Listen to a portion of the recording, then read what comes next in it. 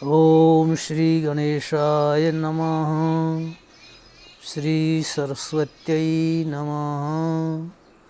श्री गुरुवे नमः। ओम भद्रं कर्णेभिः शृणुयाम देवा भद्रं पश्येमाक्षभिर्यजत्राः स्थिरैरङ्गैस्तुष्टुवाग्वंशस्तनूभिर्व्यसेम देवहितं जदायुः। ॐ सेनावतु सेनौ भुनक्तु सह वीर्यं करवावहै तेजस्विनावधीतमस्तु मा ओम शांति शांति सुशांतिर्भवतु सर्वारिष्टं शांतिर्भवतु। हाँ, श्री गीता जी पर यथामति परामर्श विचार विमर्श करने हेतु मंगलाचरण किया। तो गीता जी जो कि ब्रह्म विद्या स्वरूप ही हैं, प्रमाण हर अध्याय की परिसमाप्ति पर ग्रंथकार ने कहा है कि गीतासु उपनिषदसु ब्रह्म विद्यायाम जो कुछ अध्याय होते हैं, तो गीता जो कि उपनिषद स्वरूप ही है। उपनिषद शब्द हमेशा ध्यान रखना, उपनिषद शब्द ब्रह्म विद्या का ही पर्याय है, वाचक है। उपनिषद शब्द तो ब्रह्म विद्या ये हमेशा स्त्रीलिंग में प्रयुक्त होता है। उपनिषद शब्द, उपनिषद को पुल्लिंग में कहना उसकी व्युत्पत्ति की अभिन्नता, वो अभिज्ञता है। जाकर उपनिषद शब्द स्त्रीलिंग है, ब्रह्म विद्या है जिसका अर्थ ग्रंथ में गौण रूप से प्रयुक्त होता है। यह शब्द उपनिषद कह रहा है, ये वाक्य बिल्कुल अशुद्ध है। उपनिषद कह रही है ये कहो हमें। अब तो ब्रह्म विद्या स्वरूप गीता जी वो प्रारंभ होती है। अब हमें शास्त्र भी कहते हैं, संत भी कहते हैं कि विद्या अधिकारी की ही होती है। तो उस अधिकार गीता जी के या ब्रह्म विद्या के अधिकार को प्राप्त करने के लिए हमें गीता जी के अध्ययन से पूर्व उस तात्पर्य को जानना होगा कि गीता जी का प्राकट्य उद्भव किस उद्देश्य को लेकर के हुआ, किस कारण से हुआ। क्योंकि कारण के बिना कार्य की सिद्धि नहीं होती है, कारण के ज्ञान के बिना कार्य का भी ज्ञान नहीं होता है, और कारण को जानने पर कार्य तो स्वतः ही समझ में आ जाता है।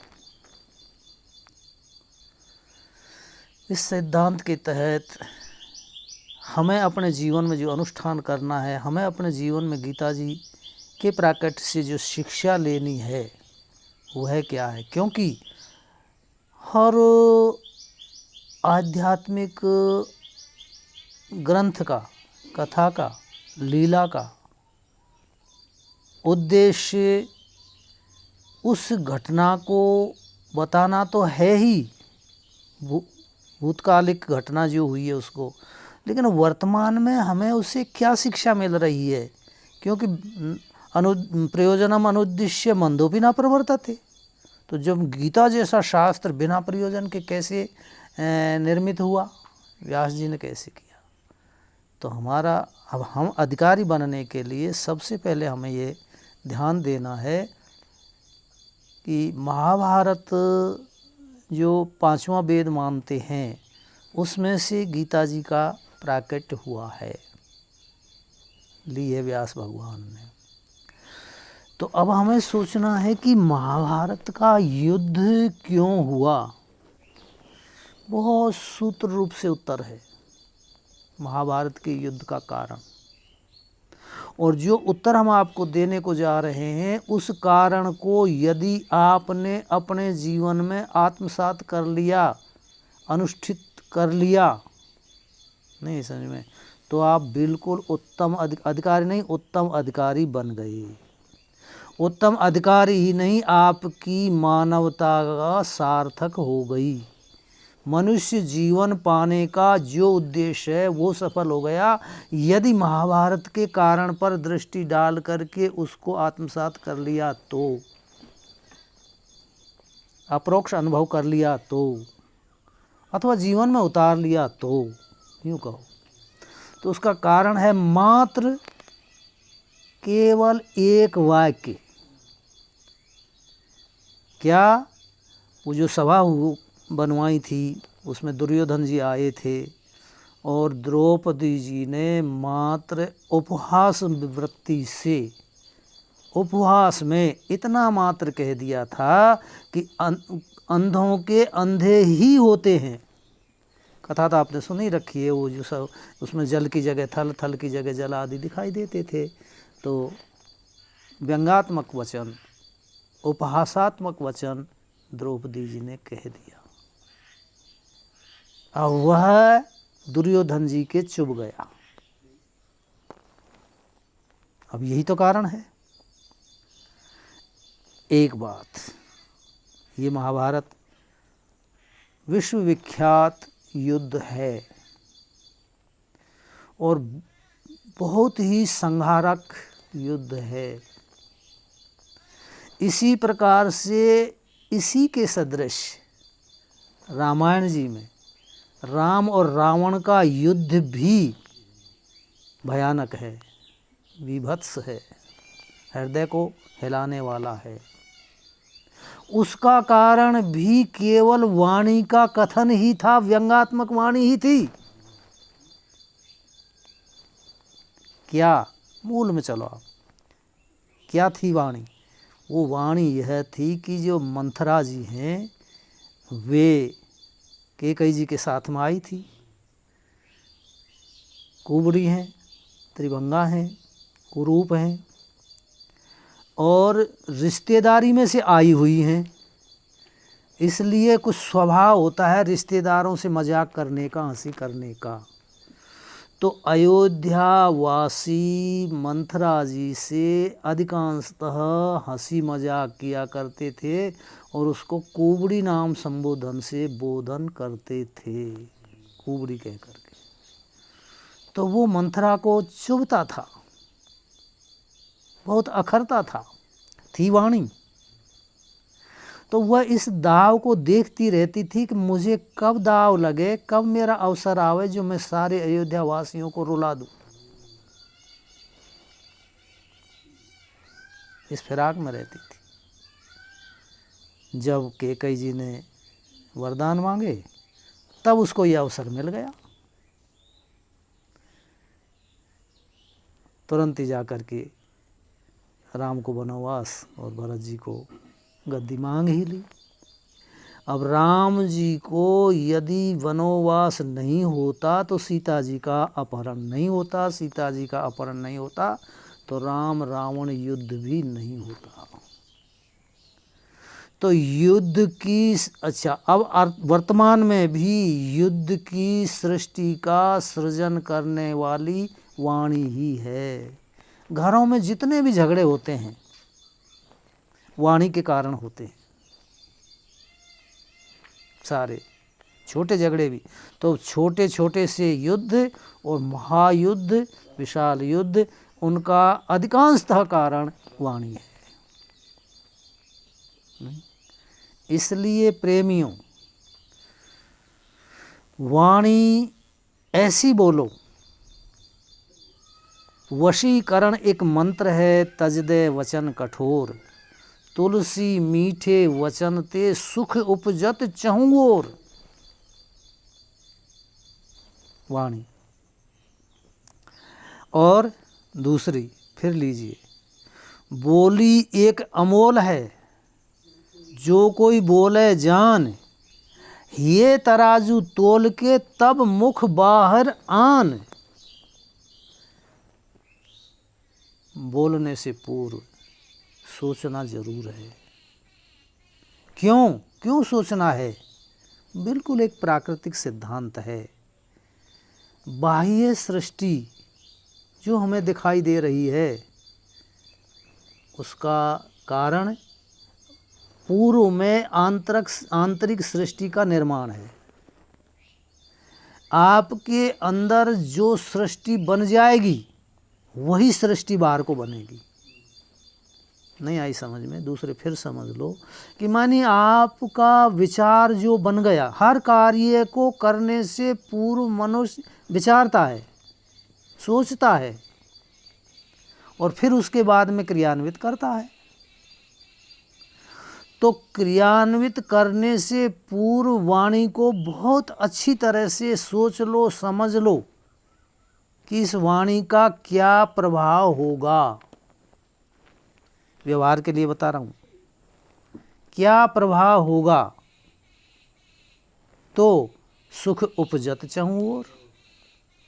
यदि हम इस बात को सोच करके कहेंगे तो अश्लील शब्द, क्रूर भाषा, कटु भाषा नहीं बोलेंगे,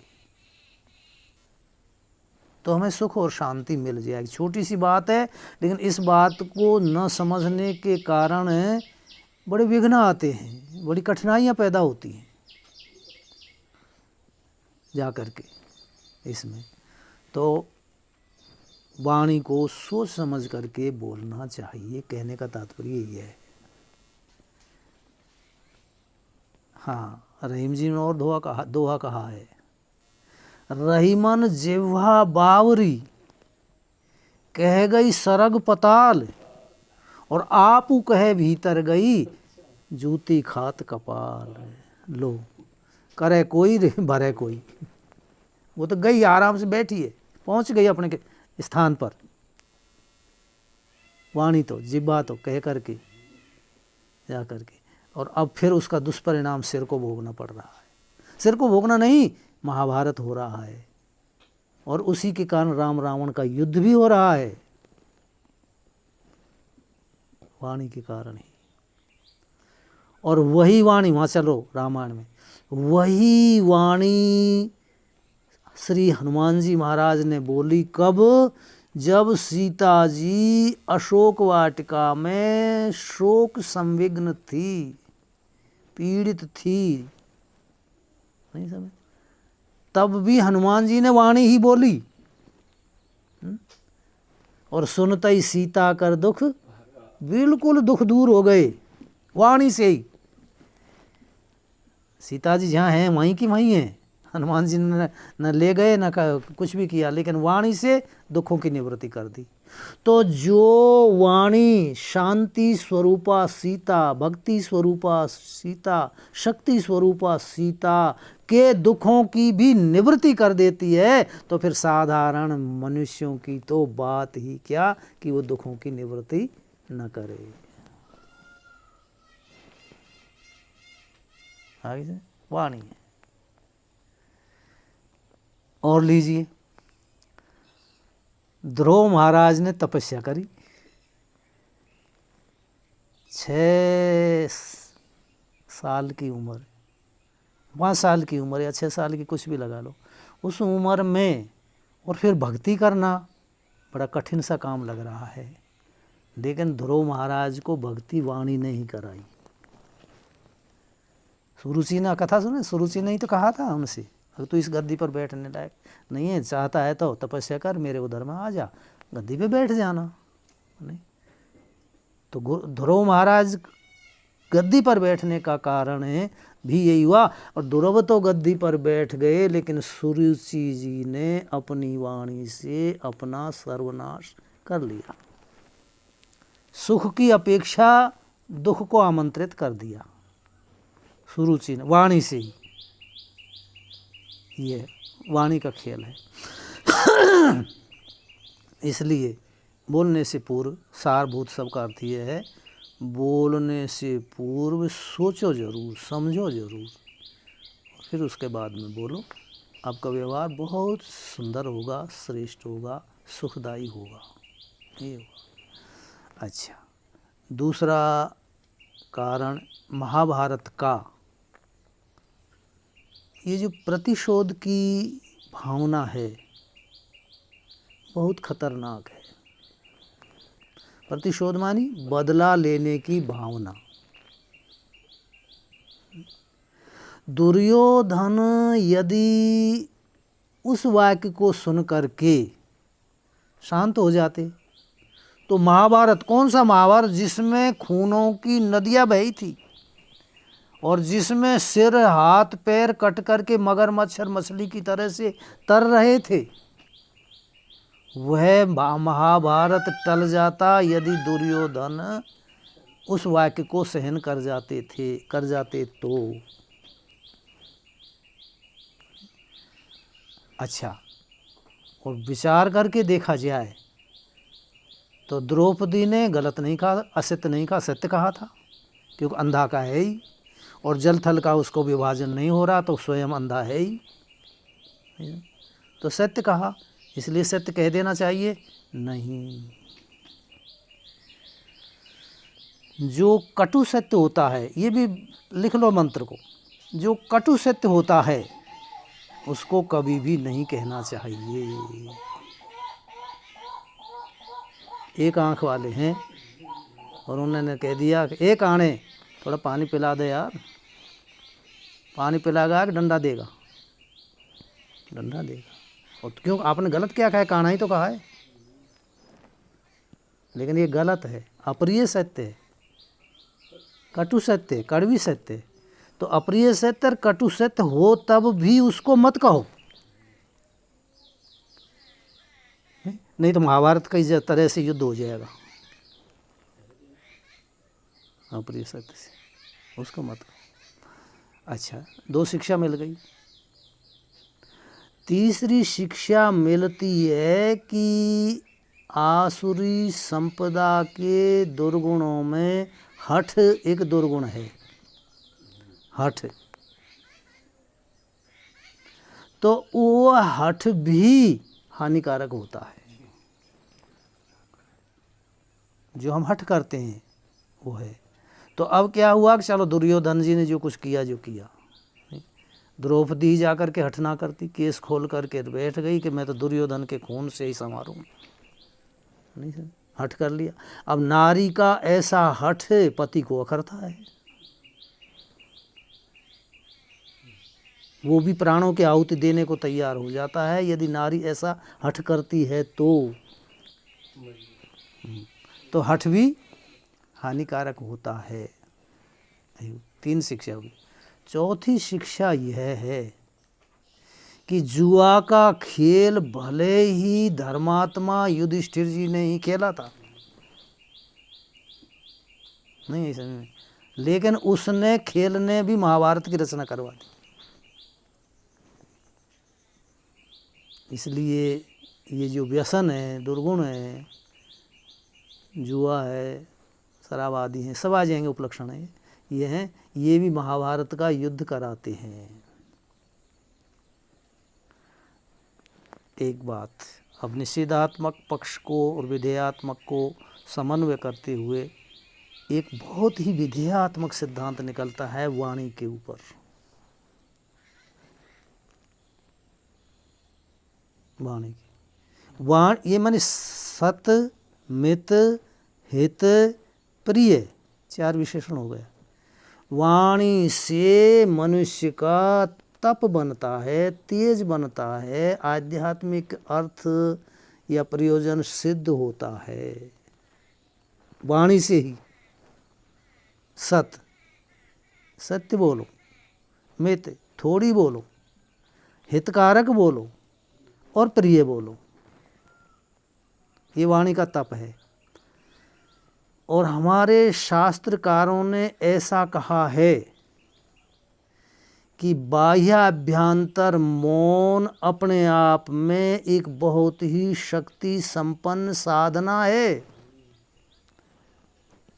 साधना हम इसको नहीं मानते। किसको मानते हैं? आंख बंद करके मंदिर में बैठ गए, वह तब तो साधना हो रही है। बाकी उसके जो साधन हैं उनकी ओर हमारी दृष्टि नहीं रहती है।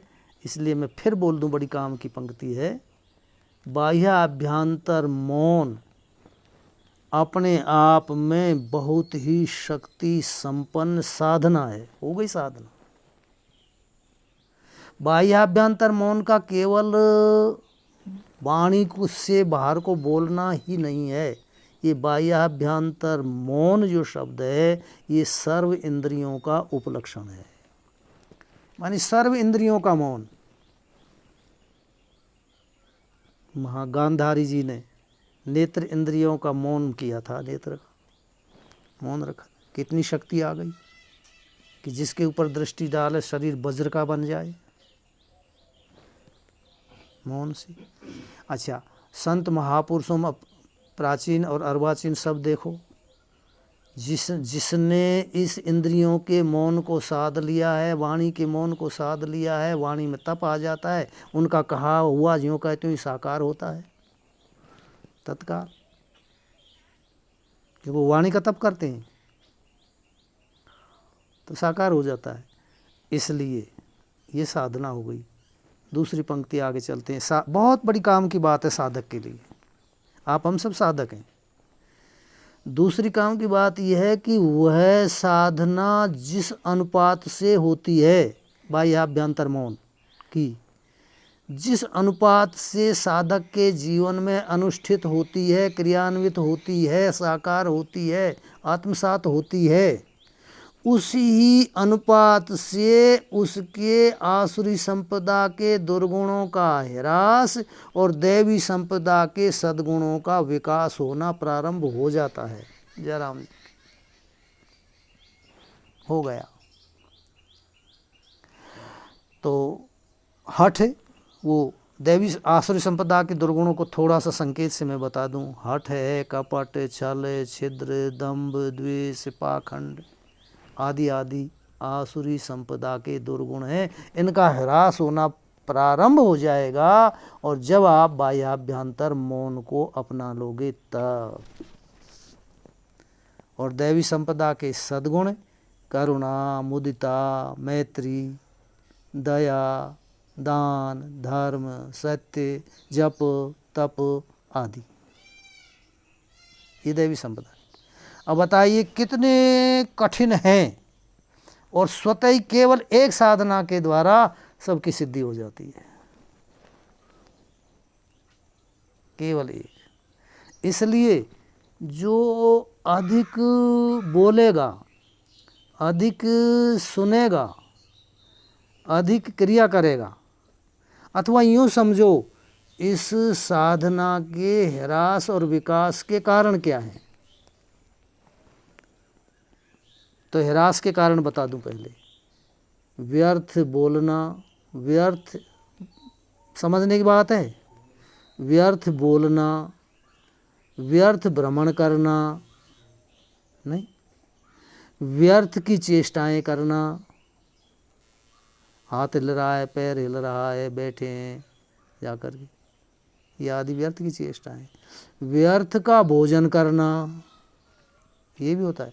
व्यर्थ का भोजन कौन सा है? आवश्यकता से अधिक या उदर पूर्ति से अधिक जो कुछ भी पाया जाता है वो सब व्यर्थ का भोजन है, चाहे कितना ही सुंदर क्यों ना हो। उदर पूर्ति मात्र होना चाहिए। तो यावत भ्रियेत जठरम तावत ही स्वत्वम देही नाम अधिकम यो भी मन्येत स्वस्तेन दंडम अर्हति। जिससे पेट पूर्ति हो जाए, ये क्षुधा परेशान न करे, उतने के ऊपर ही मनुष्य का अधिकार है। इससे अधिक के ऊपर यदि अधिकार जमाता है तो वह चोर है, और चोर दंडनीय होता है। और दंड क्या मिलेगा उसको? चोर को जैसे जेल मिलती है, उसी प्रकार से इस चोर को भी उस जेल से तो फिर भी छुटकारा मिल जाता है, लेकिन पुनरपि जननम पुनरपि मरणम पुनरपि जननी जठरे शयनम, ये जेल मिलती है। क्या है? अब इस जेल का वर्णन भागवत जी में कपिल गीता में देख लेना, वहाँ मिलेगा आपको। करदम जी, उसकी देवहूति जी और कपिल भगवान का संवाद है, वहाँ मिलेगा। कितनी कैसी जेल है ये मिलेगा। तो अब कितनी बढ़िया बात समझ में आ गई। तो आसुरी संपदा के दुर्गुणों का ह्रास होता है और दैवी संपदा के क्या है, जो करुणा मुद्दा मैत्री आदि हैं, इनका विकास होता है। और दैवी संपद विमोक्षाय निबंधाय आसुरी, बिना बात ही बंध गए। और दैवी संपदा आ गई तो मानी हो गई आपकी मुक्ति, हो गए आप ब्रह्म विद्या के अधिकारी, नहीं प्राप्ति ही हो गई आपको, ये समझो। अतिशयोक्ति नहीं, मुख्य साधन है यह है। इसलिए वाणी का उपलक्षण सभी इंद्रियों का संयम ब्रह्मचारी को, जिज्ञासु को, साधक को अवश्य ही करना चाहिए। लौकिक और पारलौकिक, भौतिक और आध्यात्मिक सभी साधन सफल हो जाते हैं इस साधना से। ये हो गया। अब गीता जी जो प्रारंभ हो रही है उसमें अर्जुन, जब महाभारत का युद्ध प्रारंभ होने को जा रहा है तो उस समय अर्जुन ने भगवान श्री कृष्ण, जो कि सारथी थे अर्जुन के, अपने रथ को दोनों सेनाओं के बीच में खड़ा करवा करके सैनिकों का निरीक्षण किया। सेना में, विपक्ष की सेना में अपने पूजनीय गुरुजनों को देखकर, द्रोणाचार्य, भीष्म आदि को, और अर्जुन के हृदय में कायरता आ गई, अर्थात मोह उत्पन्न हो गया, और मोह के कारण शोक उत्पन्न हो गया। तो अब हाँ, यहाँ जहाँ से हम शुरू कर रहे हैं गीता, इसका तात्पर्य है कि संसार का मूलभूत बीज शोक और मोह है। बताएंगे आगे। शोक और मोह है, मोह हो गया अर्जुन को, और मोह हुआ तो इतना हुआ कि अपने धर्म का परित्याग और दूसरे के धर्म का सेवन करने के लिए भी तैयार हो गया।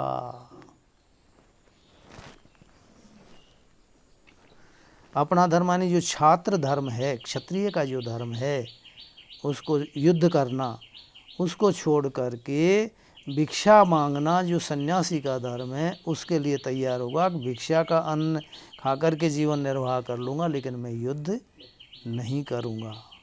यहाँ एक शिक्षा और मिलती है, बारीक अर्थ भी है। अधिकांशतः जो गीता के सिद्धांत से अनभिज्ञ हैं, वे लोग कहते हैं कि बालकों को गीता नहीं पढ़ानी चाहिए, गीता तो सन्यासी बना देती है। नहीं समझ, लेकिन अब उनको ये पता नहीं, गीता सन्यासी नहीं बनाती, गीता सन्यास लेने वाले को भी स्वधर्म में लगाती है। इसके बाद में ही तो युद्ध किया है अर्जुन ने जा करके। इसलिए गीता का अध्ययन बहुत ही आवश्यक है। सन्यास की तरफ जा रहा होता है। हाँ हाँ, जा रहा था सन्यास की तरफ। हाँ, यही तो कहा ना, सन्यास लेने के लिए तैयार हो रहा था, नहीं समझ, लेकिन उसको अपने धर्म में लगा दिया। हाँ, गीता तो गीता जी मतलब स्वधर्म का पालन करना सिखाती है, कर्तव्य का पालन करना सिखाती है, ये अर्थ है इसका। तो उस कायरता के कारण अर्जुन कह रहे हैं, क्या कह रहे हैं, कार्पण्य दोषोपहत स्वभाव पृच्छामि त्वां धर्म सम्मूढ़ चेता यच्छ्रेयस्यान्निश्चितं ब्रूहि तन्मे शिष्यस्ति हम साधिमाम त्वाम प्रपन्नम। है मिल गया। हाँ मतलब ये 7वां श्लोक है दूसरे अध्याय का। शंकर भाष्य गीता का पृष्ठ है 25। अध्याय 2 का 7। निकाल मिल गया सबको। कार्पण्य दोष उपहत स्वभाव, कार्पण्य दोषेण उपहत हो गया है स्वभाव जिसका, ऐसा अर्जुन। नहीं समझ कह रहा है कि धर्म सम्मूढ़ चेता, और धर्म के विषय में मोहित हो गया है, मूढ़ हो गया है, विपरीत हो गया है चित्त जिसका, त्वाम पृच्छामि। ऐसा अर्जुन भगवान से कह रहा है कि मैं आपको पूछता हूँ कि यहाँ धर्म के विषय में सम्मूढ़ क्यों हुआ, कैसे हुआ? ऐसे हुआ कि एक धर्म तो कहता है क्षत्रिय को युद्ध से बढ़कर के और कोई श्रेष्ठ कार्य नहीं है, और दूसरा कह रहा है कि गुरुजनों की सेवा पूजा आदर सम्मान से बड़ा कोई दूसरा धर्म नहीं है। अब पड़ गया झगड़ा, दोनों ही समस्या अर्जुन के सामने आ गई। अब युद्ध करूं या गुरुजनों की सेवा करूं?